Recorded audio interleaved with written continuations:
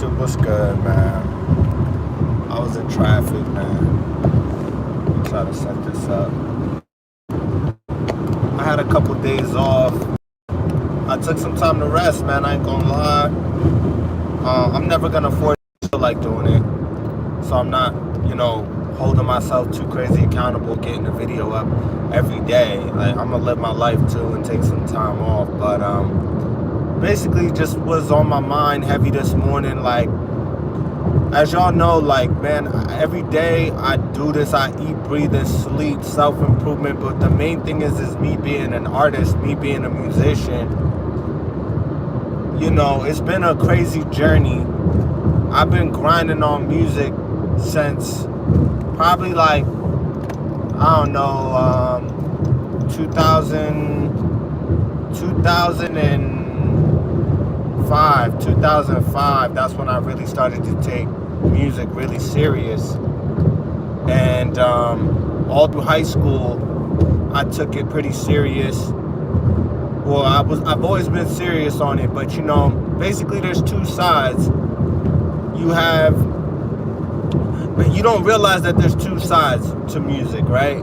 So there's a part of you that when you start doing music, the only thing that you see is the music industry. So in your head, you're thinking like you just want to make it. You're thinking that, like, from what you've seen on television, from Star Search, American Idol, everything like that, you're thinking like, yo, I can make it. This is how everybody feels when they start doing music, right? They're like, man, I can do this. I can make it. I'm talented. So, like, that's the first thing that happens. This is my perspective and my opinion and my journey on how things conspired. And all this is going to tie into basically what my title is. But bear with me. It's raining down here, so I got to just be easy. It's raining hard, so y'all might hear that. Man, this weather is just so crazy. It's so crazy, man. We're getting a lot of weird weather here in New York. And honestly, the weather's been weird since the quote-unquote forest fires from Canada were affecting, I feel, our air quality. But that's another thing. Let me stay on topic with what I was saying. So anyways, like, when you first start doing music, you first start creating content, you feel like, I don't want to say creating content, I'm gonna say with making music, because that's what I do. I got to eat because it's a torrential downpour right now. I'm about to turn on the blinkers. Take it real slow, man.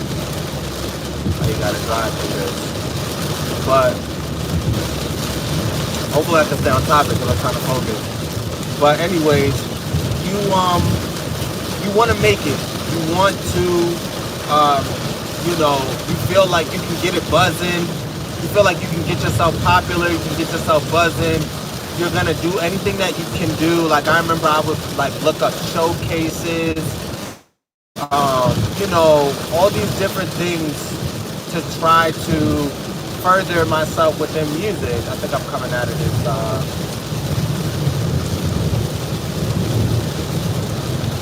Sorry to get so clear space, but it scattered thunderstorms.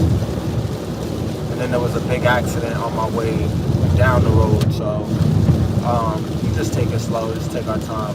But anyways, I remember looking up all these different kinds of things, looking up showcases, looking up, like, just ways to try to build my buzz, so to speak.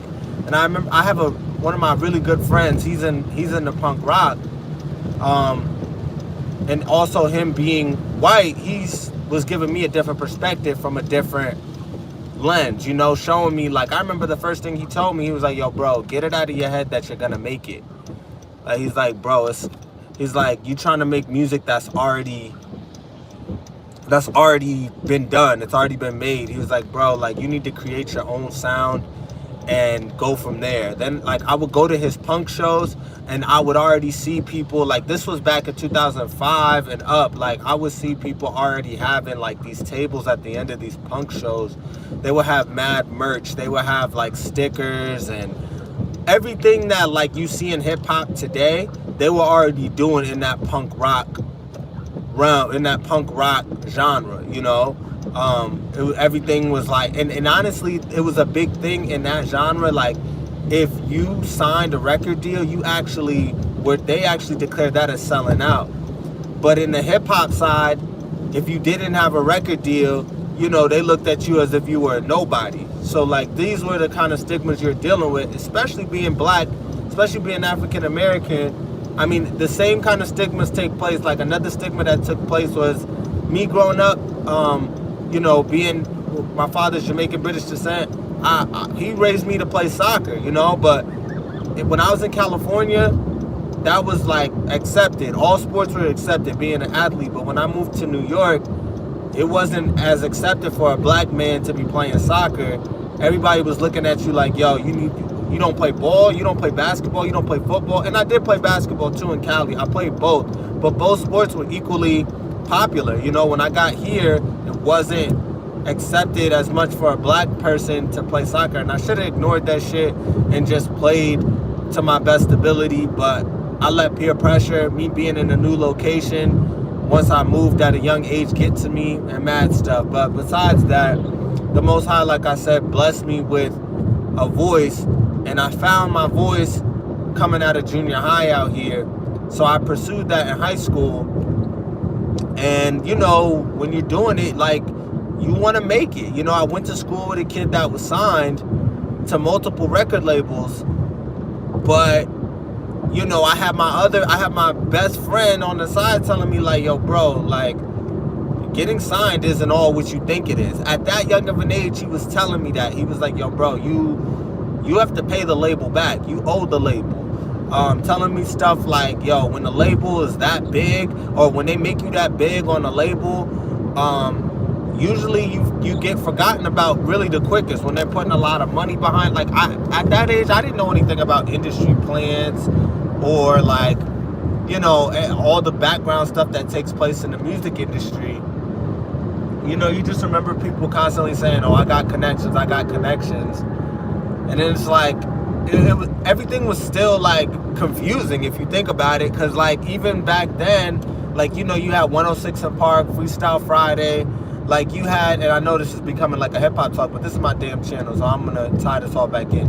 But, like, you have, like, 106 in Park, Freestyle Friday on 106 in Park, The Basement, and, like, basically, even on Hot 97 and stuff, like, you had to showcase your talent in order to be, you know, I guess, accepted amongst some of the greatest. You had to show your talent, that you could freestyle or that you could sing. And that was another thing too. Like, before hip hop and rap, I always said, like, you know, R&B and all of that, like, you had to have a voice. Most of, like, when the era of soul music and R&B, like, you had to have a voice. So, like, to see the transition too, going from R&B and soul to because I'm not gonna lie, I always say the 2000s was a great era of R&B music. But also, from doing my research, I realized, and I was able to see, a lot of rap was also gearing towards more, I guess we would say, softer music. And that obviously probably was for record sales and all of that. But regardless of all of that, there's two big sides to how things basically move with the music, I feel. So you have a lot of people that are kind of like, there's a sheep mentality that majority of people, like, listen to the big artists that are out, that they play on the radio and everything like that.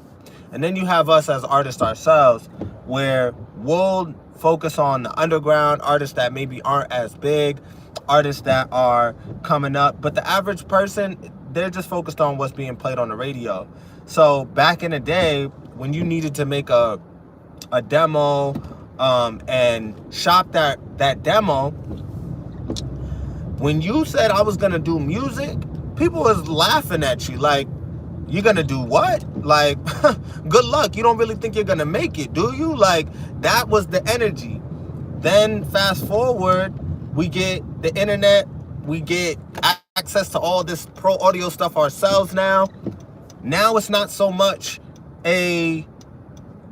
now it's not so much of a thing of like, oh, good luck trying to make it. Now it's more of a thing where, oh, everybody's doing music, everybody's trying to get on.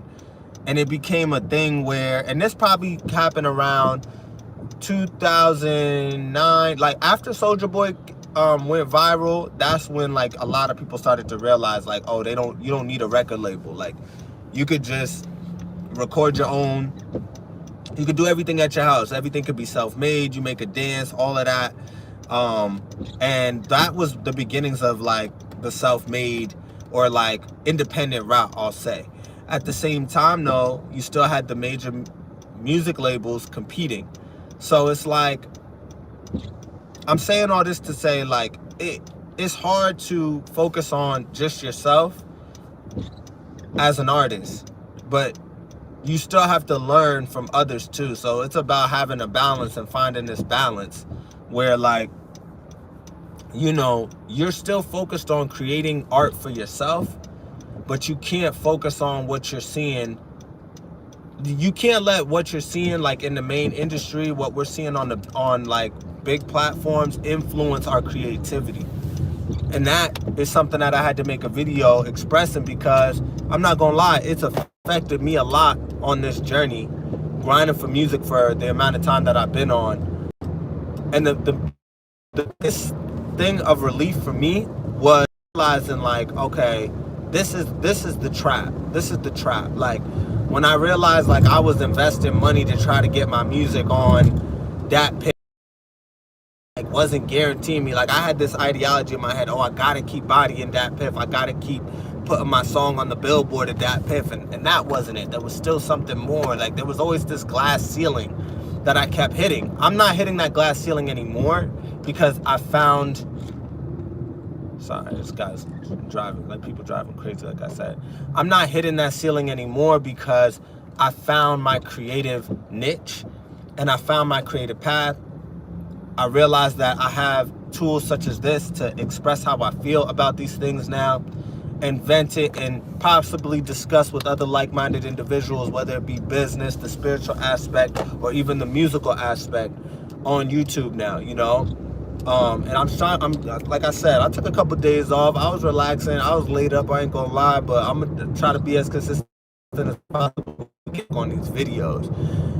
And just kind of vent and express how I feel, and speak my take on everything that's taking place within my life and what's going on within my world, basically. But, you know, now I'm in a creative space where I'm loving it. I'm enjoying my creative space. But as I was coming through my mid-20s, it got very frustrating because I feel like the industry kind of played a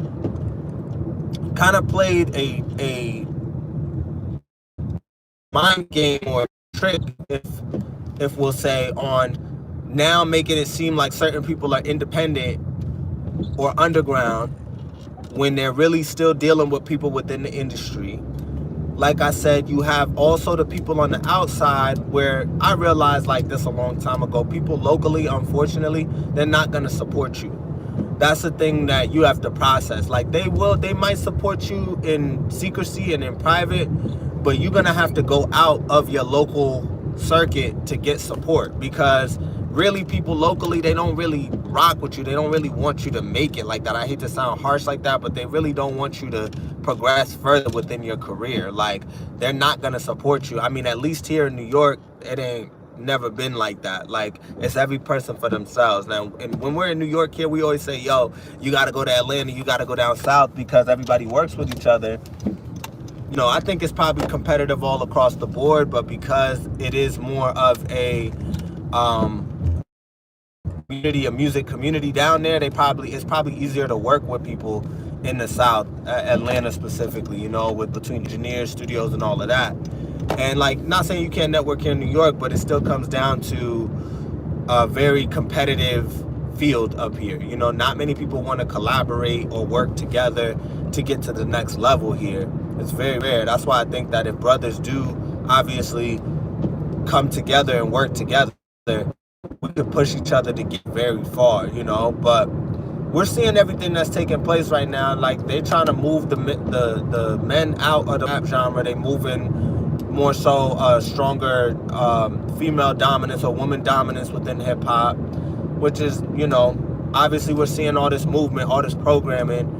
But like I said, man, I kind of just, for me, what would I like? I probably would want like that feel good R&B sound to come back. But now that now that we're exposed to all the stuff taking place in the music industry, it's like, okay, what do we do now as independent with morality? What do we do now? We need to stay focused on our own creativity, and I'm sending this for a message for myself. We can't worry about anybody else, but at the same time, we have to learn from others. We learn from others. We'd be lying to ourselves if we said we don't learn from others. We learn from other people's mistakes as well as our own. We learn from other people's. I don't know so much about their successes. Sometimes there's invisible hands in there, but definitely from mistakes, for sure. There's always a lesson to be learned from our failures and our mistakes. Excuse me. But everything is just discombobulated. Everything is all mixed up when it comes to music. And I love music. I have such a passion for the hustle, for the game, for creating. I have such a passion for it. I really do. Like, I love talking. I love it so much, I don't even really talk about it at work. I work with a lot of people that are quote unquote into music, artists and whatnot, but I feel like I'm so passionate about it, I can't talk to them about it, because I take it to a deeper level when it comes to hip hop. Like when it comes to R&B music, the creating, how good the sounds make me feel, just what I feel in my spirit, what it does to me. So I kind of just keep it to myself because I love it so much, and I don't understand why I love it so much, but I know that I'm supposed to pursue what I do. I know I'm supposed to pursue music and this gift that the Most High gave me. But I wouldn't be doing myself a service if I didn't express how I felt about the game and how everything is conspiring and my frustrations as an upcoming independent artist. You know what I mean? Like, I do need to get better with trusting my process, and I do need to get better with just being confident within myself and grinding. And that's a work in progress for me, just as a person, Pick up this garbage in front of my spot. But like, I just kind of wanted to get on the vent that, because it's just like, I see a lot of people that, don't take, you got a lot of fronters. You got a lot of things that you can't believe now because of social media, and like, you don't know who's serious and who's not now because of social media. Also, social media has us looking at everybody else's situation instead of focusing on our situation. And, it could be discouraging. It could be discouraging. Meanwhile, you don't know what that person's going through in their life. They might be their life might be in shambles. But it's this whole, there's a lot of ignorance and this, like, just energy of individuals that choose to still live this false perception when you got other individuals such as ourselves that is really trying to get things out of the mud, trying to do things the right way. It's crazy, man, because like, I know, like, I was looked at a while because like I work my standard job. Like, I work basically what you would say like a regular 9-to-5.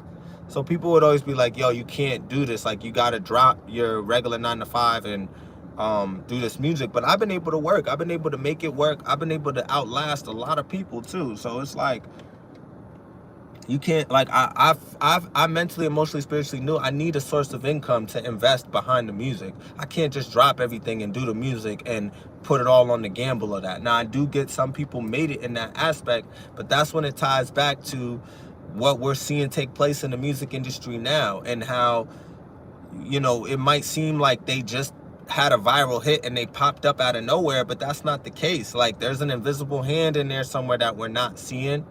So I think the main thing for us is to really now, like-minded individuals, we have to come together, because let's be real, YouTube is the new streets, right? YouTube is where the main influence is. YouTubers and social media, well, I want to say mostly YouTube, content creators on YouTube and all of that, they're getting more pull than some of these people that we're seeing in the industry. We're realizing these people in the industry aren't really financially stable where they say that they're at. The music, that's what hits me. The music ain't hitting, man. Like, I'll turn up with the music. I'm ready to get into that realm to compete because I'm a very competitive individual. But, you know, this is just basically a rant. Like, we got to focus on ourselves, man.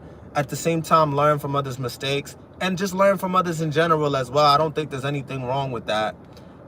You know, there are phrases for that, collaborative learning, you know, just peer-to-peer type stuff. But we also need to be focused on putting in work, disciplining ourselves to become great every single day.